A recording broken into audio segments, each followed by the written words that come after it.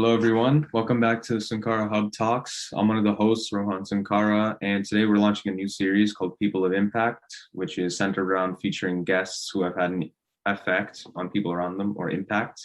And these individuals are inspiring others to make great and significant changes for the betterment of our communities. So today we also have Raga Kodali, who will be our co-host for the Hub Talks going forward. So welcome, Raga. It's good to have you on board. Everyone, my name is Raga Kadali, and I am very excited to be co-hosting the Hub Talks with Rohan from now on. Our guest today is a very close and dear uncle of mine, Sridhar Vasireddy. He immigrated to the United States from India and completed his master's at Fuqua School of Business at Duke. He is an entrepreneur, a family man, and above all, a philanthropist. And today, we would like to interview him about some of his experiences in both the business and philanthropy worlds. Hopefully, his inputs will provide some valuable insight for high school students about their own futures. Thank you so much for taking the time to provide your insights today. Thank you, Raga and Rohan, for having me. I'm very excited to share my knowledge and see however I can help you guys. Okay, so again, it's great to have you here. So welcome again. So I'd like to start by talking about your entrepreneurial venture, REAN, which you built up and sold to Hitachi, I believe. So can you provide some insight into how the idea was initially conceived and what your vision was in creating it? Yeah, so one of the most important lesson I learned in my MBA is the effect that productivity will have in wealth creation. And just as a part of me sharing this with you, one takeaway for the kids is no matter what circumstances you face in life, and if you ever feel like like the pie is being sliced. So when you talk about job losses and whatever, right? Reality is there are some jobs that will be lost as a part of technology being introduced, and there are new jobs that will be created, right? So having a mindset of growing the pie, creating the wealth by applying technology to improve productivity is a very, very important lesson for any entrepreneur, right? So when I was at Amazon, what I saw, and 10, 15 years before this cloud movement, the internet and web movement, right? That happened as we were just graduating from our graduate programs. And at that time, you won't believe it, we were paid about $100 to $150 an hour to create web pages, right? Which, if you think of it, is ridiculous right now, because any high school kid, any elementary school kid can create a web page as long as they know what to do, right? They can get on pick a tool, design a page, and that so-called HTML, the backend code, is auto-generated. So I thought, when I looked at the demand that adoption of cloud created, right, which there's a new job profile, the so-called DevOps engineer jobs were created because of the introduction of cloud. Mostly, I mean, it's not just for cloud, but the concept of what is known as infrastructure as code that the cloud introduced. But when I looked at what infrastructure as code is, right? It is not logic. It is not like Java, Python, like what you would normally write business logic. It's not like that. It's more like HTML. It's a manifest that describes what you want to see as an outcome. Right? So the thought process is, if, just like how, the web HTML programmer jobs went from $150 an hour to almost zero value, because machine will, if a machine can generate that code, right, it creates a lot of value. So I fundamentally believed in that concept, and I thought that we could create what is today known as low code, no code platforms. I don't know if you know what that means. Is basically instead of programming, whatever you would normally write as code, the code is auto generated for you, right? That's also another important message for you to remember, especially the kids growing up now. I see a lot of kids going after Python or JavaScript. I'm not saying it's the wrong thing to do. You should do it, but remember that by the time you guys come to a professional life, most likely you will not be coding. You will only be training machines. Just like how you're, right? Even for business logic, you will be training machines.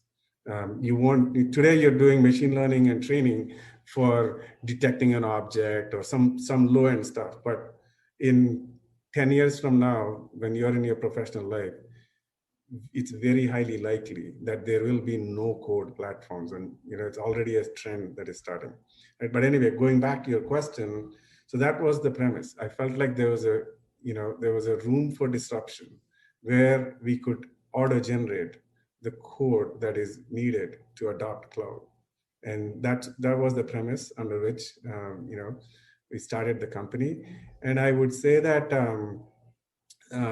it was a very difficult journey to come up with a disruptive idea like that. But the feather on the hat and towards the end is a nearly $1 billion contract, $950 million to be precise, that we won from the U.S. Department of Defense. That it was primarily because we created a platform that was our uniqueness compared to anybody else in the space.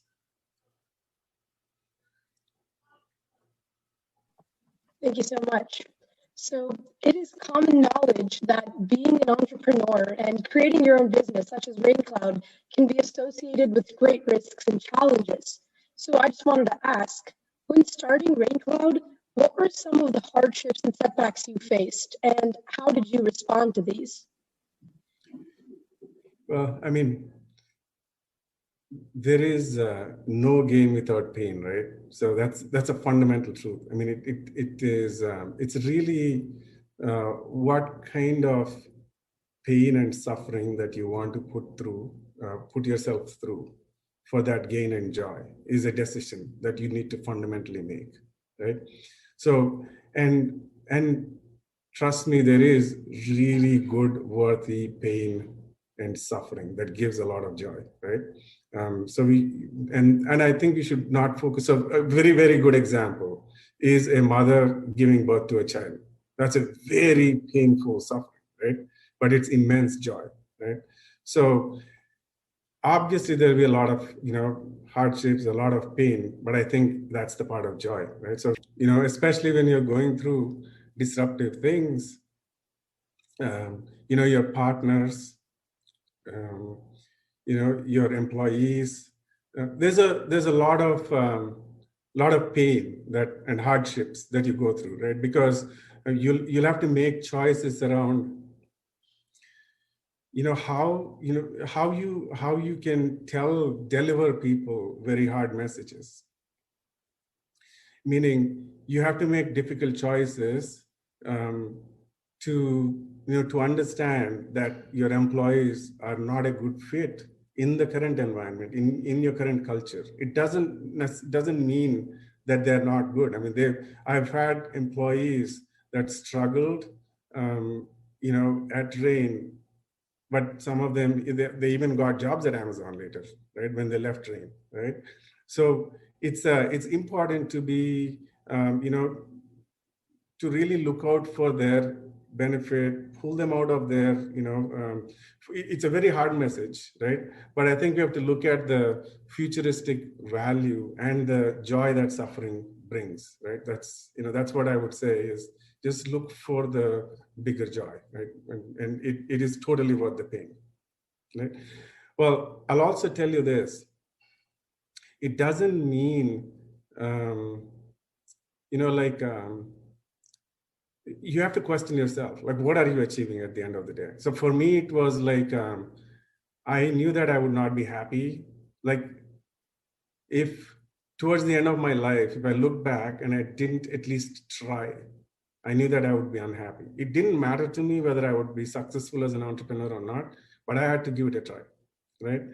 But after the success too, if we look at the days where we won these large contracts, or the days where we know that we got large funding, or after we sold the company, those moments that we work hard for, they don't give, or the joy that they give, right? If somebody were to really put a measure on the happiness, right? Uh, Compared to like when we're running like Asha Jyoti, or I see, the satisfaction that we get when we are close to people, helping them in their dire needs, right? That satisfaction and happiness is a lot more than these big wins, right? So that's my personal experience. So I guess what I'm trying to communicate is, it doesn't mean that pain that you go through may give you the happiness. I mean, it's same level of happiness for everybody. So I think every individual needs to make their own choice in terms of whether it is worth it or not, because there's plenty you can do with a job. It'll give you enough happiness in life and enough money to live, right? So it's a balanced choice that you have to make. Can I ask you a quick follow-up question? Yes. So, yeah, you mentioned a lot of hardships and some of the challenges there. And I was just wondering, did the fact that you were an immigrant, or just did your immigration moving to a new country also bring any challenges while starting your new venture? No, not at all.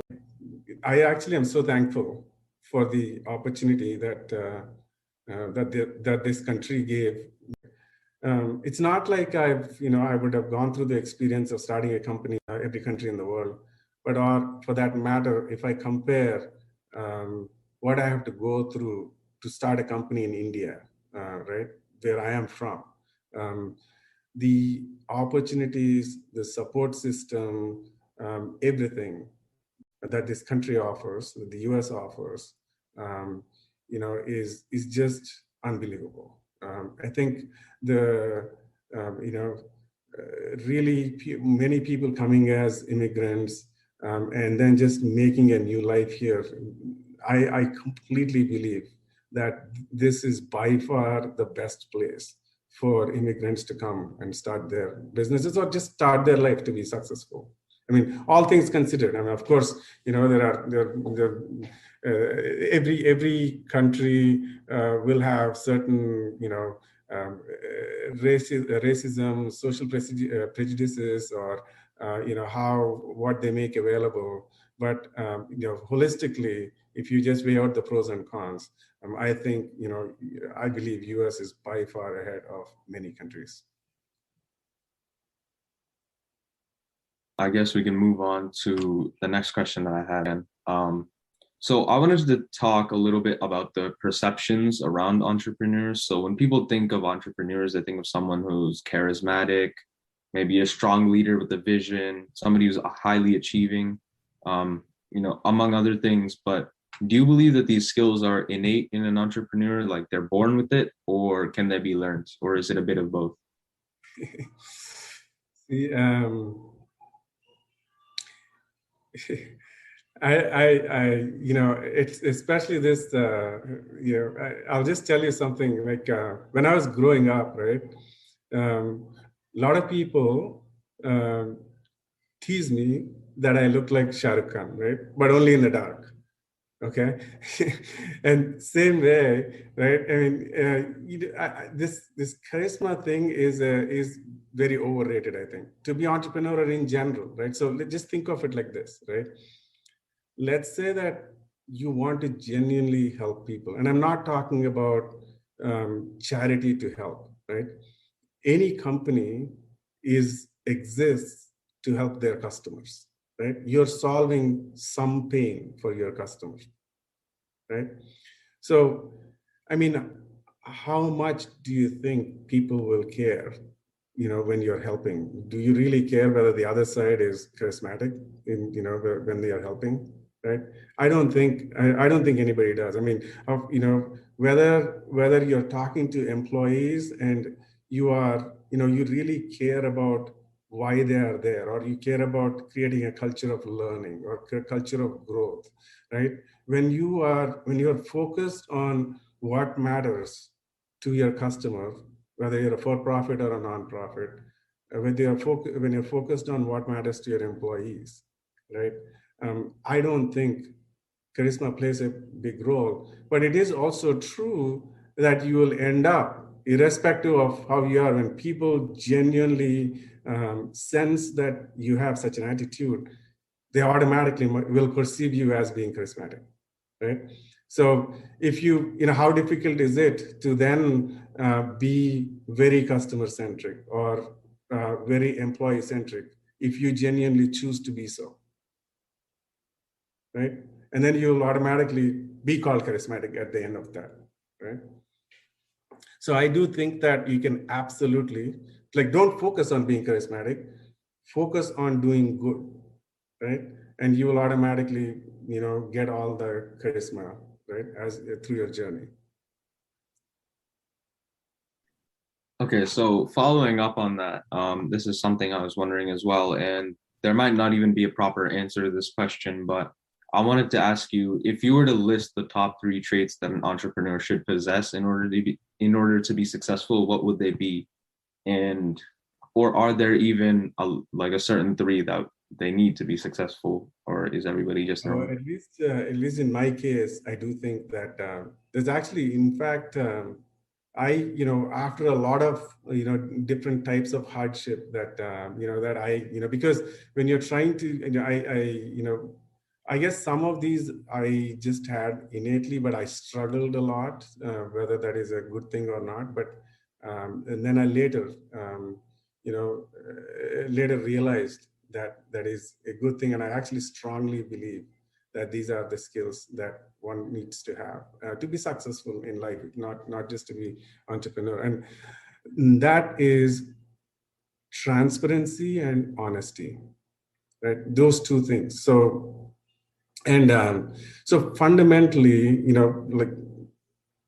in an actionable way, what I would say is, say what you're going to do and do what you say, right? So if you were to practice this, so always tell people before you do something. What that does is you're making yourself accountable because you said something, right?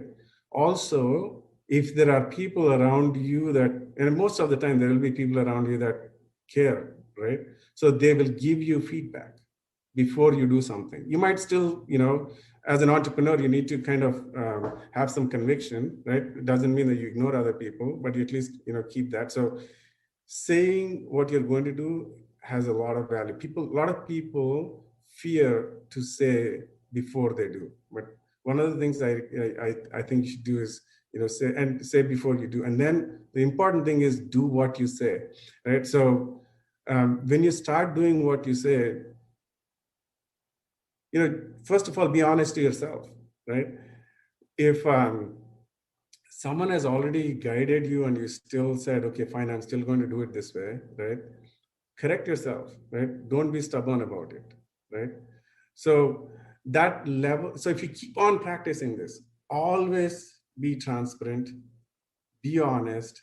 When you failed or when you should have listened to somebody, acknowledge that and then correct yourself. So people will appreciate that, right? People appreciate transparency and honesty. And like I said before, if you combine these 2 with a lot of empathy, and I also want to be very, very clear about sympathy and empathy, right? Unfortunately, 80% of the world, I feel, is appreciates sympathy. They don't appreciate empathy so much. Well, a lot of people will say, be empathetic, right? So what I mean by that is, just being transparent in your disagreement with somebody, right? And making them understand that you are saying that because you care for their good, you care for their, their growth. So in very simple terms, like I just say, let's say that somebody, somebody is just vomiting, right? So you can sit by the next to that person and say, "Oh, I still feel so bad for you," right? And you can hug them and blah blah, or you can go get a towel, get some water, make them feel better, right? That's the difference that I'm talking about, right? So sometimes when you are giving these hard messages, people don't appreciate that empathy, but that 20% that appreciate that empathy and stick with you, they will make a world of difference, right? So so just surround yourself with people that appreciate that same level of transparency, honesty, and empathy, and create a culture of that. And I think that will create, I mean, a successful entity. It doesn't matter. I mean, end of the day, you may not have made money, but you'll help enough people in the process, for profit or non-profit, right? And one book that really nailed this home for me is called The Principles. Okay, and the book is by Ray Dalio, and he is known to be like the Steve Jobs in the hedge fund market, in financial instruments. Um, and the book is about life principles and work principles. So basically, you're being transparent about your principles. You can agree, disagree with people, but when you disagree with people on principles, right? Then it's not whether your principles are correct or their principles are correct. There's always a gray area. It's better to just agree to disagree and move on, right? Don't, when the principles are misaligned, don't try to work together. It won't work. Okay, so the tenets for me would be transparency, honesty, and empathy. Like those three would be the main things. Thank you so much. Now with the questions, we would like to transition from more business-related questions to philanthropy. Mr. Vasireddy has recently established a foundation called the REAN Foundation. You can see it in his video screen in the top left. And the REAN Foundation is currently doing very noble work in India with the current devastating COVID-19 situation.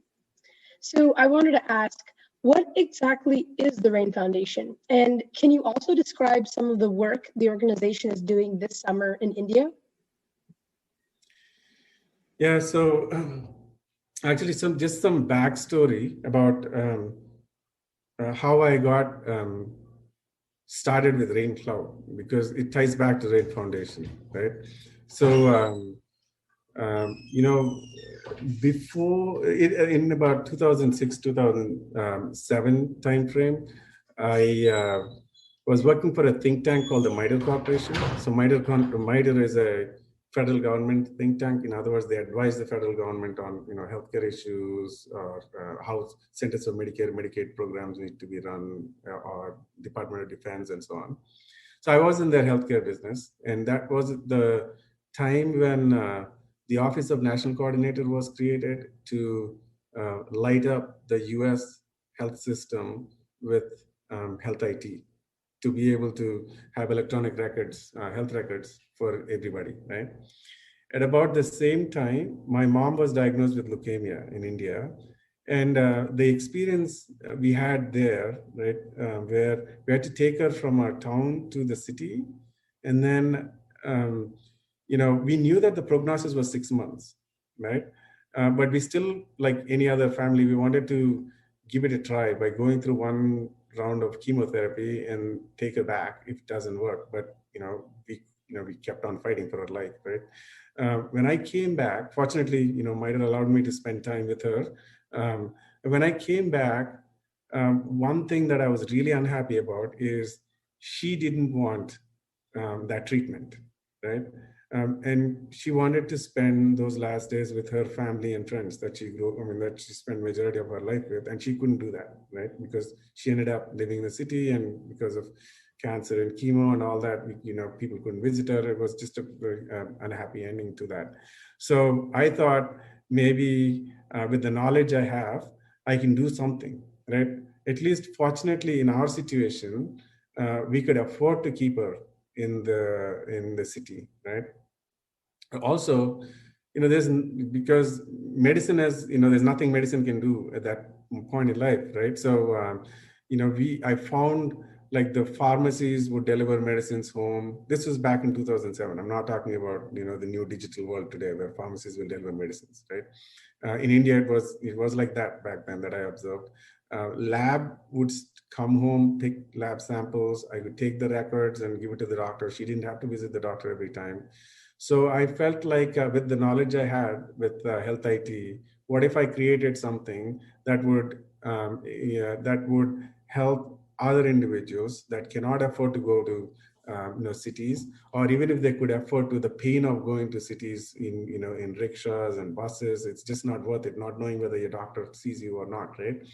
So one weekend, I started setting up, applying my knowledge, Googled something, and to my surprise, I was able to get an electronic health record system up and running in less than a day, and it cost me 60 cents. Okay. So back to the very first statement that I made. So one thing that immediately dawned on me is, at the time, like internet, there was a very famous book called, Internet Flattened the World, right? But I also, felt like whatever this new thing is, and that Amazon, back then it was not even called cloud yet, right? Whatever it is, I felt that it would create more wealth and maybe even tip the balance in the world, because fundamentally what internet did is democratized information, right? But you still have to have a lot of money. So you need to be a Goldman Sachs to crunch a lot of data, or you need to be a National Institute of Health to crunch a lot of data to do something meaningful, right? Now imagine if a common man has access to that compute power, right? So you can take that information, convert it into knowledge, and take action. So it was very clear to me back then that whatever that new thing is, it's going to make a big difference in the world. It was going to create more wealth than what internet created. But when I said that back then, nobody was ready to agree, especially not at MITRE, not in the government, because they didn't even see, they couldn't imagine, something like that being adopted, right? But when President Obama, became he introduced cloud first policy, and that led into Amazon starting their worldwide public sector. So it kind of paved my path, right?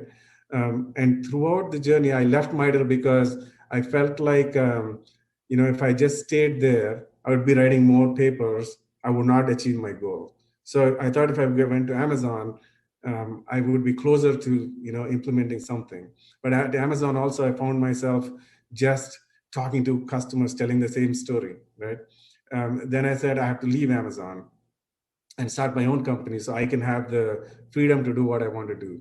And then that company was also successful. But eventually, throughout the period, and like for example, even as a REAN Cloud, we continued to work with the American Heart Association. So and we created their first the precision medicine platform for personalized medicine, right? That American Heart uses even today to grant a lot of research grants to big hospitals and university systems, right? But this last 10 years or so, really made me more resourceful, more knowledgeable towards my goal. So one of the things that I want to say is, and at the time I was actually already working for another foundation, or I just co-founded another foundation called Asha Jyoti, right? And one thing that is very real in my experience is Asha Jyoti taught me more than what MBA taught me, right? Because in order to motivate people to do something for free is a lot more difficult than motivating people to do something for pay, right? So, and leadership, you just have to, I mean, you can't go to a class and learn leadership. You have to live through it and try different things, right? And you learn through that leadership. So the point I'm trying to make is, I think having a goal where you can relate to the difference you can make in people's life and achieve something equivalent to that at work. So irrespective of whether you're happy at work or not, right? What it creates is opportunities for entrepreneurship. So what I mean by entrepreneurship, if you know what entrepreneurs are, people that create programs inside the corporate world. So I found myself constantly going back because I know that I had these other goals. So I would look for opportunities that are aligned with my work. So for example, security is important in healthcare, right? So understanding security, push yourself to understand security. Then let's say machine learning is important to train a model in healthcare. So you look for, how you apply machine learning in your existing work, but with your goal is a different goal, right? So when you have this outside goal, you are driven more than the normal person who is just taking work as work, right? End of the day, you might end up creating something or not, but you'll be much happier, and like people will sense that passion and energy in you, and you'll do better. Even if you just stayed in work life, you'll enjoy, you'll do better. And if you really push yourself, then you might come back, you'll learn enough and do something. So this whole the foundation was that 10-year journey. But the important aspect of this is, when I started, COVID was just about getting there, right? So I really, even to date, I believe the chronic diseases. So people's, if you look at healthcare by GDP in every country, healthcare is the highest, vertical, right? And if you look at that healthcare cost, it's in the first 5 years of life and last 5 years of life, right? Birth problems in the first 5 years of life, and last 5 years of life is chronic disease, like heart disease, cancer, diabetes, right? So the primary goal of the foundation is to increase the quantity and quality of life, right? Especially for those that cannot afford to go to medical facilities. The reality is, even if you can afford to go to medical facilities, as people, it's pain, right? Money can't buy that comfort for you to go to medical facilities. I mean, of course, it can to a certain extent, but over time it cannot. It's still painful. So if you can take care of yourself in your bed at your house. So a good example is, if you're a heart failure patient, all of us will be heart failure patients, right? Meaning, just like any organ, your heart will also fail, right? What you're supposed to do at that time is to check your weight every day, because what that weight increase is telling you is that your heart is not pumping enough and there's fluid accumulation happening in your body, right? If you detect that fast enough and correct it, then you will avoid hospital admission. Today, even in the US, that problem is a $40 billion problem, where people end up admitted because of fluid accumulation. And then about a third of them end up dying as a part of that, because they catch infections as a part of that procedure, right? So simple thing like that, where we can help people, make it easier to take their weight every day. And it's a very simple thing to say. It's a very difficult thing to do. It's sort of like saying wear your mask for COVID, right? It's a very simple thing to say. It's a very difficult thing to do. So the goal of the foundation is to make it part of the people's life. So in other words, just say in the easiest case, it would be like, if I sleep on my bed and get off my bed, my weight should be taken. I should not feel like, it's not about creating a killer app. It's not about the ease of use. It's nothing like that. It's just happening as a part of my life, right? I'm not bothered about it. And then those inputs are processed as machine learning, and I augment a nurse. In UK, there is something called a heart failure nurse. In the rest of the world, it's not there. But if you can augment that lack of heart failure nurse through machine learning model, right, and help people. So there are many examples like that across. Weight is a vitals management. There is symptoms management.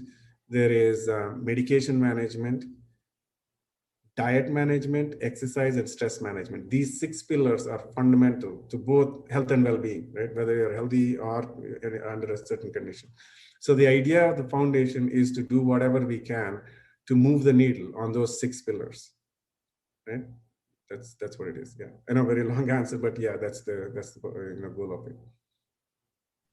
That's quite all right. It was a really insightful answer, I think. And I think you had some incredible foresight to understand the impact that this technology could have. And I think, I guess tying into my next question a little bit, in terms of just helping people. So I've heard that you are teaching and introducing high school kids to various technologies like Python, encouraging them to build like apps, creating object detection models, and a variety of other like very intriguing things. So I was wondering, could you elaborate on this a little? Like, what motivates you to take the time out of your very busy day and busy schedule to inspire kids and teach them in such a way? One is very selfish. I learn from them, right? Because like very simple things, right? So we, just the most recent thing that I was amazed with is just the use of a tool called When to Meet. Like we struggle so much to figure out whose time, when, what day, blah, blah, blah. But somebody just said, hey, just create a When to Meet poll, and that's amazing, right? It saves so much time. You won't believe how much time gets wasted even in corporate life figuring out people's availability. Okay, so that's just one good example, but that's it's not the only thing. Everything from how to tools to create slides to how they think. See, the biggest advantage that younger kids, school or university, right, is there are no inhibitions. So if you want to be disruptive and you want to be transformative, the biggest challenge we have as experienced individuals is to unlearn what we know, right? We have to unlearn and then relearn things, right? Whereas if you look at kids, all they have to do is learn things. They don't have inhibitions to unlearn things, right? It's just an open slate. So it's very productive, and as I said, it's fun. There's a lot of joy in just working with young kids. That's why I do it. That was really interesting to hear because I was actually involved with some of the projects with Mr. Vasireddy. So that was an interesting answer to hear. For our next question, I think we can all agree that you are an inspiring and very ambitious person and have achieved a lot of great accomplishments through your professional life and your personal life, which leads me to ask, how do you balance it all? How do you balance your work and your family and personal life and all of your philanthropic pursuits? Because it's obviously a lot to maintain on your busy schedule. So just how do you balance everything? I think, first of all, balance is a very individual thing. My simplest answer for this is, as I said, have a focus where work doesn't feel like work. So I know that in my life, this is what I want to do, whether I'm successful in doing that or not, right? But that's something that keeps me going. So if I am doing that at work, in life, and I continuously have a sense of, working towards my goal, so then work doesn't feel like work, or in any other home chores doesn't feel like home chores. Or if you're doing something like that, if you're listening to a book that is also towards, that goal, so you can just immerse yourself, right, in that joy, and that's, that there is inherent balance in that. Right? If you're trying to juggle the balance, like if you try to compartmentalize 8 to 5 is this, and then to this, then right. So then it becomes extremely difficult. Then you'll find all kinds of challenges trying to balance, right?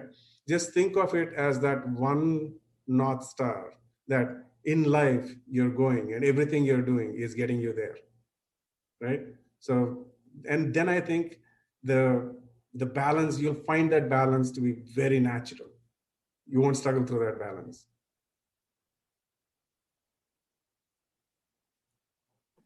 Thank you so much for that. For our very last question, we just wanted to ask, what advice do you have for all of the young entrepreneurs and philanthropists out there? So my advice is, there was time when education was super important, right? Meaning going to formal education. So if you think of, decades ago, right, you had to go to a university or a library. Access to books or scholars were at these elite institutions, right? Today, there is, if you're trying to go after, just studying, right? There is no end to it. And it doesn't matter whatever field you work in, engineering, law, medicine, you hardly apply 10 or 20% of what you learn in formal education, right? What I suggest is start having your own goals, your own hypothesis. And it doesn't need to be philanthropy, or it could be, if you enjoy gaming, do it for gaming's sake, right? Figure out what is needed for that to apply, and what knowledge is needed. Go seek that knowledge. There's plenty on YouTube, right? Go seek that knowledge, apply that knowledge, right? Just like how when you exercise, physically you feel energetic. When you pick a passion like that, you'll start feeling energetic when you start doing that, right? So whatever your goal may be, philanthropic or not, just find something like that is fun, right? And do it. Spare some time for doing it. And then if you do have a goal to do something entrepreneurial, again, it could be social entrepreneurship, it could be for profit, whatever entrepreneurial, right? The best time to do is right after college. Okay. The reason, and many people think that they need to get experience and then they will do something, right? It's a slippery slope. You will get into corporate cushion. You'll start, accepting that as life, and you'll be afraid your opportunity cost grows up, meaning you're looking at, okay, I'm making 100,000 here. If I leave here, where will I make my 100,000? What happens to this? You'll start getting into this. And then after that, you'll get married, then you'll have kids, and then it's kids' education. So it gets only harder. It doesn't get easier to start something, right? And then there is one more truth is guaranteed, which is basically, if you start doing something very young, right out of college, the worst thing that can happen to you is you'll get an awesome job. Okay, so people think that they have to get a job and stabilize, but actually the reverse is true, right? If you jump in, everybody will appreciate the fact that you tried something on your own. It doesn't matter whether you're successful or not, right? And just remember one thing is there's only 24 hours in a day, right? So whether you choose to be a janitor or whatever you do, right? You still have those 24 hours, right? So, and I'm not saying, you could absolutely find happiness in being a janitor, right? Because you're cleaning and making someone else feel happy. And there are great entrepreneurs that have formed companies there, right? So it's just that, right? You have to really remember that there's 24 hours, 8 to 10 hours of productive time. And the sooner you make a choice to set a bigger goal for you, the more you will push yourself, the more you will experience, and the more you will learn. And it's a virtuous cycle that you create for yourself. In the end, whether you end up becoming an entrepreneur or a philanthropist, it doesn't matter. You've lived a fulfilling life.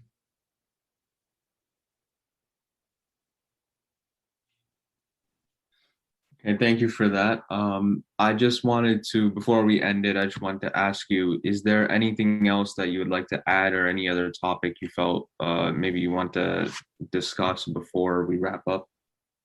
No, thanks a lot for giving me this opportunity. I mean, thanks for sharing letting me know what this is about too, right? So that I could infuse the key messages that I wanted to, and hopefully everybody that watches this finds it useful, and at least betters their life one step further.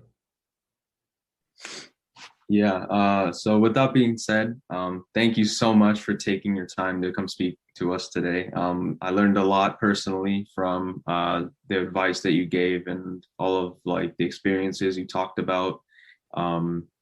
So, whether it be like as an entrepreneur or also as a philanthropist, sorry.